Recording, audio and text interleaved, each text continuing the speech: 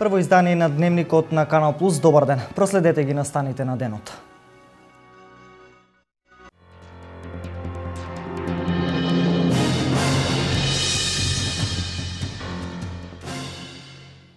Штип го празнува денот на ослободувањето.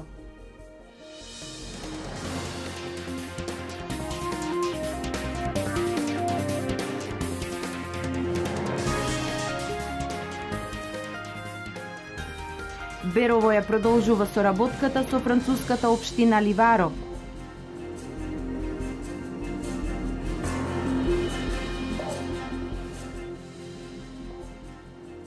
Брзата реакција на противпожарната единица во Делчево спречи поголема катастрофа.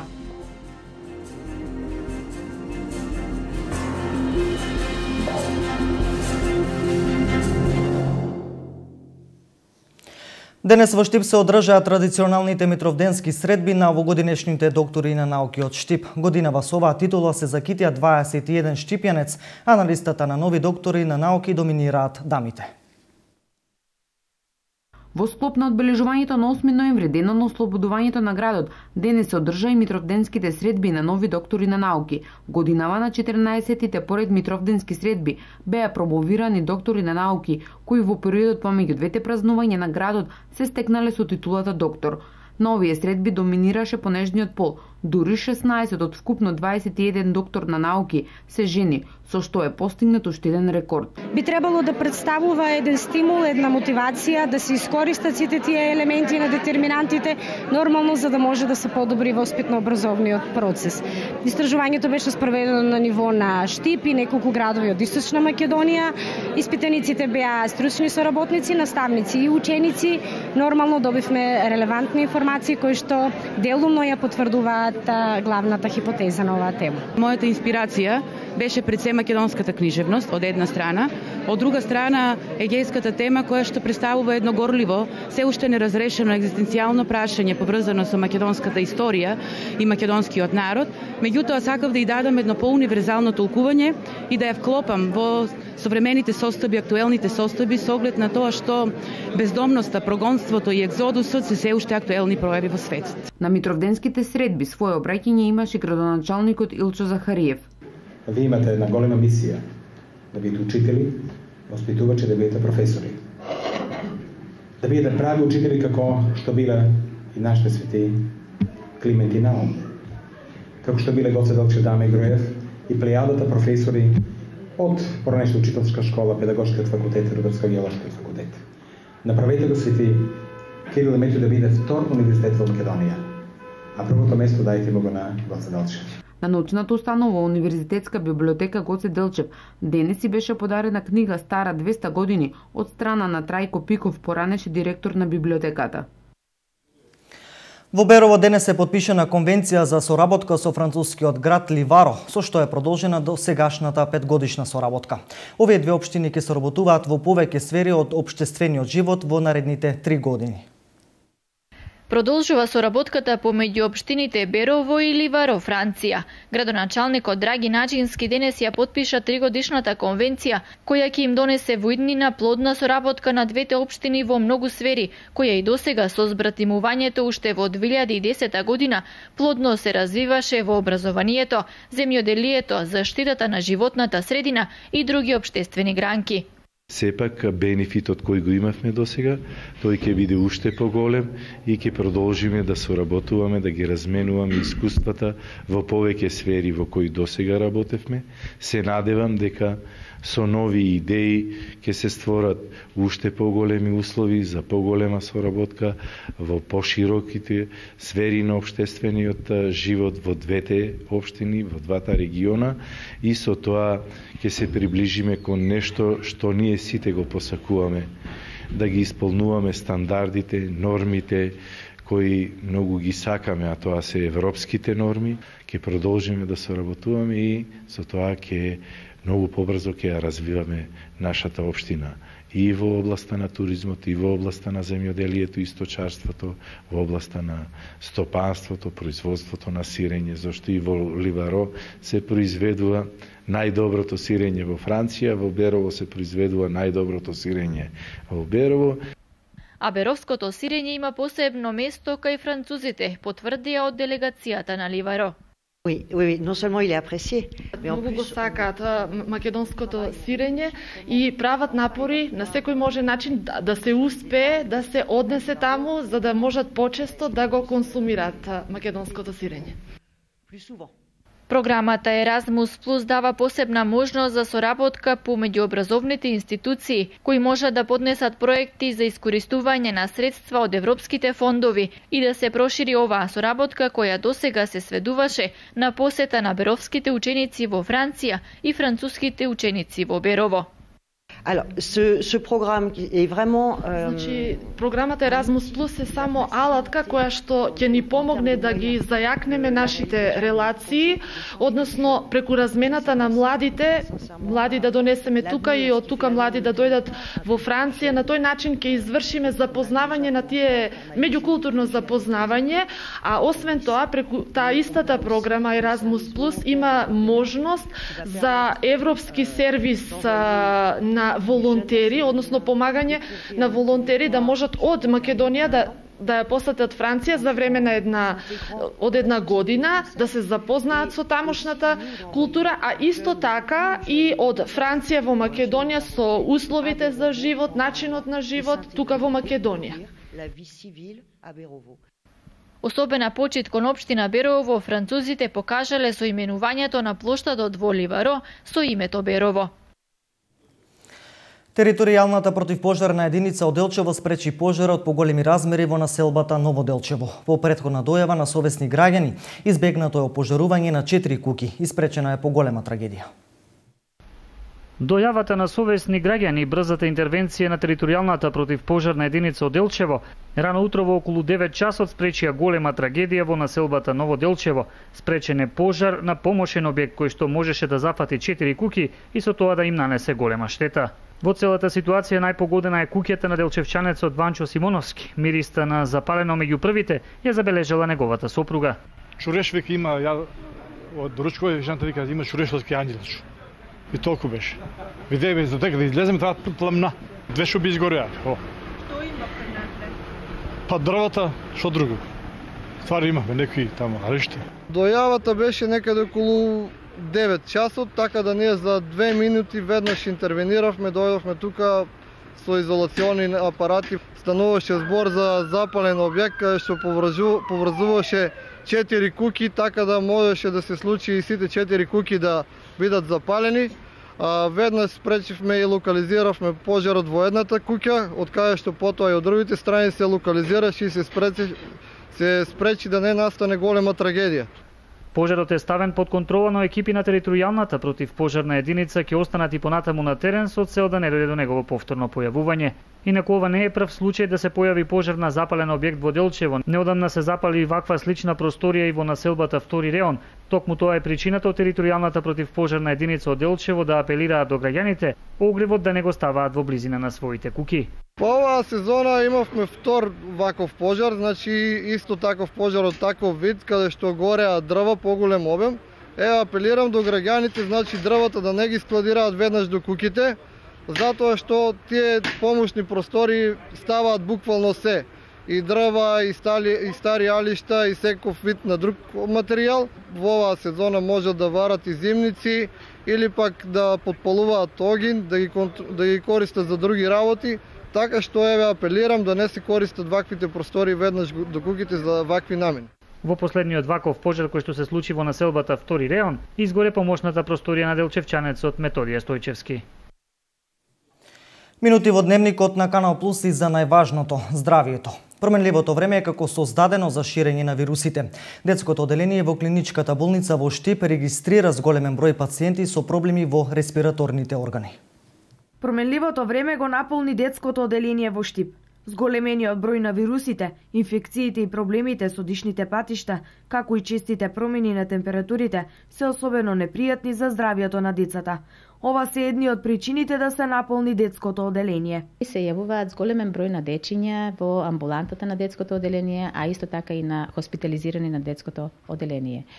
Најчесто децата кои доаѓаат на нашето оделение се со податок дека претходно недела дена или 10 дена биле со некаква вирусна инфекција, со некаква обична настинка, која се манифестира со покачена температура или без температура, со течење на носето и лесно подкашлување. Најчесто кај нас доаѓаат дечињата веќе во втората фаза, бидејќи лекувањето кај матичните доктори не дало соодветни резултати и доаѓа до накалемување на некоја бактериска инфекција која подоцна ја пролонгира таа тешка клиничка слика кај децата и доаѓаат со појава на пролонгирана кашлица со високи температури во подолг временски период. Кај тие деца се сретнуваме со воспаление на белите дробови, односно бронхопнеумонија или бронхити и најчесто завршуваат на детското оделение со хоспитализација. Викендов, за време на празничните денови и во ноќните часови, најмногу се зголемува бројот на деца кои доаѓаат на детското оделение со вирусни заболувања. А како главна причина за зголемување на бројката е мешањето на здравите деца со болните. Од детското оделение со апел до родителите и вработените во градинките. Причината за тоа секако е мешањето, да не речам, на децата со здравите деца со болните дечиња, живеењето во колективи, односно во градинки и најчесто цели групи од деца доаѓаат на оделението. Затоа во ваквите ситуации апелирам да болните деца колку е возможно се изолираат, односно да не се праќаат во градинка, бидејќи најголема фреквенција имаме точно од тие деца од првата до третата година од животот. Секако во денешни услови тоа тешко е да се реализира во секојдневниот живот, меѓутоа апелирам па и до вработените во градинките да се почесто проветруваат просториите, да се отвараат прозорците, да се изнесуваат децата во периодот на кога температурите се повисоки надвор од затворените простори, на чист воздух. За сега се хоспитализирани 25 деца, најчесто од 1 до 3 години. Како превентива и заштита, педиатрите препорачуваат децата да конзумираат храна која е богата со витамини, да е свежа и соодветно припремена спрема возраста на детето. На министерско ниво подпишана е спогодба за социјално осигурување меѓу Македонија и Словачка. Од 1 декември се регулираат односите во областа на социјалното осигурување со договор кој содржи одредби за право од пензиско, инвалидско и здравствено осигурување, осигурување во случај на невработеност, детски додаток и осигурување во случај на повреда на работа и професионална болест. Република Македонија досега како самостојна држава има договори за социјално осигурување со 19 земји.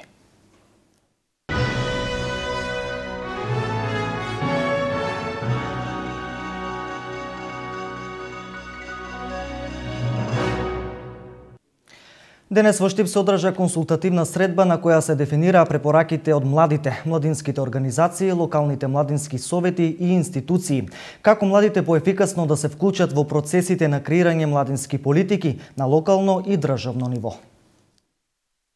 Четвртина од населението во Македонија е на возраст од 15 до 29 години. Токму затоа, младите луѓе се оние кои треба да бидат сериозен партнер на владините институции и да учествуваат во нивното креирање. Најголемото представничко тело во државата, Националниот младински совет на Македонија, денес одржа консултативна средба на која младите дискутираа за најчестите проблеми со кои се соочуваат во нивното секојдневие. Преку проектот кој што го реализираме во последните 6 месеци, младинско учество, формиравме една група која представува консултативно советодавно тело за градење на политика на Национален младински совет на Македонија. Самата група се вика Младинска инспиративна група МК, се состои од 9 членови, представници на организациите членки и организираме национални дискусии во 8 региони во Македонија.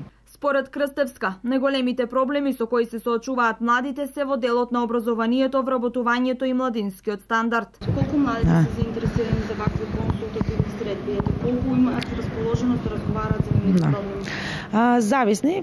Зависно, иако многу се зборува дека младите во Македонија се пасивни, јас не го делам баш истото мислење. Значи треба да се поттикнат младите луѓе и доаѓаат и разговараат и начинот на кој што сето тоа им е нели пласирано или дадено, тие можат да се вклучат и да дискутираат. Зависно од кој регион, зависно од кој град, нормално како сето тоа е изведено претходно за да се поканат тие млади луѓе, меѓутоа да, младите луѓе се вклучуваат. Ова денеска првата консултативна средба што се одржува во Штип, нашата главна цел е да дискутираме на 4 теми кои што претходно ги утврдивме. Започнавме со една главна генерална конференција која се одржа во Скопје, каде што младите дојдоа и ни кажуваа работи кои што смета дека се предизвикува нашата држава. Од тоа ние излековме 4 теми кои што ги наставивме и со тоа тука доаѓаме во Штип за прв пат за да ги повикаме младите да ни кажат што мислат за тоа. Денес младите штипјани дискутираа на 4 теми, и тоа образование, младинскиот стандард, општиот живот и економијата. Инаку, после денешната консултативна средба, Националниот младински совет на Македонија продолжува во Куманово, а оттаму и во останатите региони во државава. Вчера во полициската станица во Кочани пријавена е кражба на злато која се случила ден претходно во златарницата Golden Sun во Кочани. Настанот се случил во период од меѓу 14 и 15 часот, кога во пригодна прилика од незаклучен метален сеф во златарницата украдени се 2 торби злато, а проценетата штета е околу 10.000 евра. Денес 35 годишен кочанчанец со иницијали СЈ доби кривична пријава заради сомнение дека сторил кривично дело фалсификување пари. Пријавениот откако набавил една фалсификувана банкнота во апоени од 50 евра, на 2 октомври ја пуштил во оптек, на тој начин што му ја дал на негов роднина, кој не знаејќи дека истата е фалсификат. 3 дена подоцна во менувачница во Кочани побарал фалсификуваната банкнота да му ја заменат за денари.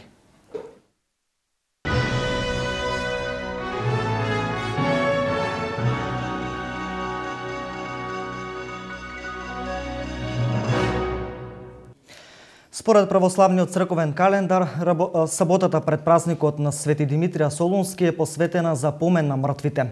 Митровденската задушница се одбележува денес попладне и утре до пладне, кога се посетуваат вечните почивалишта на блиските. За помен на починатите денес и утре се дели храна како милостина за сиромашните.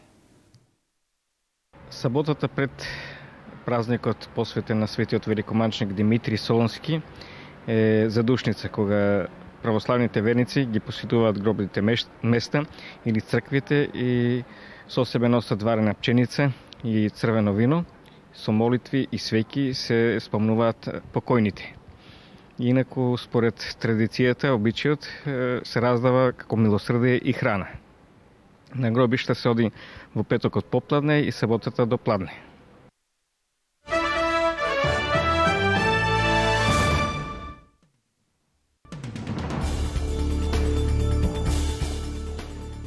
Најмалку 17 лица загинаа, 40 се водат како исчезнати во југоисточен Бразил, откако брана која ги задржувала отпадните води од рудник за железо и уран предизвика истекување на чакалот кој го преплавил целото блиско село, соопштија локалните власти. Браната Фундау, каде работеле 25 лица, задржувала токсична кал од минералниот отпад на површината која одговара на 10 фудбалски стадиони. Од засега непозната причина, браната пропуштила на пладне по локално време, ослободувајќи ја калта која се проширила 2 километра и која е многу токсична во долината на селото. Бројот на жртвите во поплавите кои последните неколку денови зафатија делови од Египет достигна 17 луѓе, а уште 28 се повредени, соопшти Министерството за здравство. Невремето го зафати речиси целиот северен дел на Египет, но најмногу се погодени градовите во покрајната Албухерија. Во повеќето села нивото на поројните потоци се искачило до нивото на покривите на куќите, што е причината за неочекувано високиот број жртви за невреме со ваков обем. Британски разузнавачи откриле докази кои упатуваат на тоа дека во рускиот патнички авион што се урна во саботата во Синај била прошврцувана темпирана бомба. Овие тврдења тие ги темелат на докази за наводен заговор откриен при преслушувањето на разговори што претходеле на трагедијата што се случи на 31 октомври. Ова било причина британски експерти да заминат во Шарм ел Шејк на проверка на безбедноста на аеродромот. Египетските и руските власти побарале од официјален Лондон да ги сподели со нив овие разузнавачки податоци.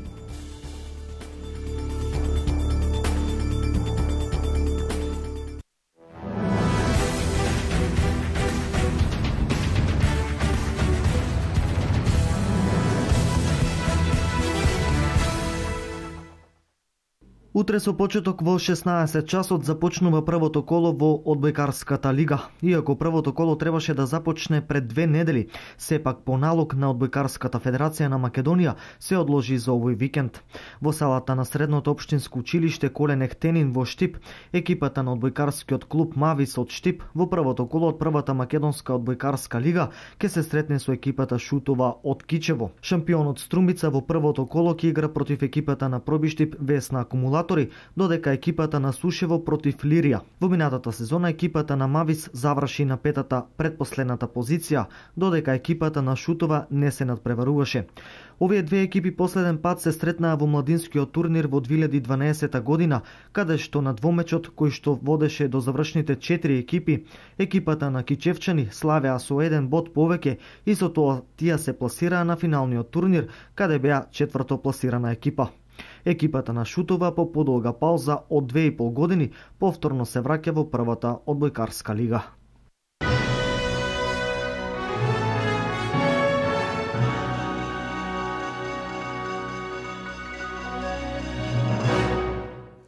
Ова е се во Дневникот во 16:30. Останете со нашата програма. Наредното издание е во 20 часот. Пријатно попладне.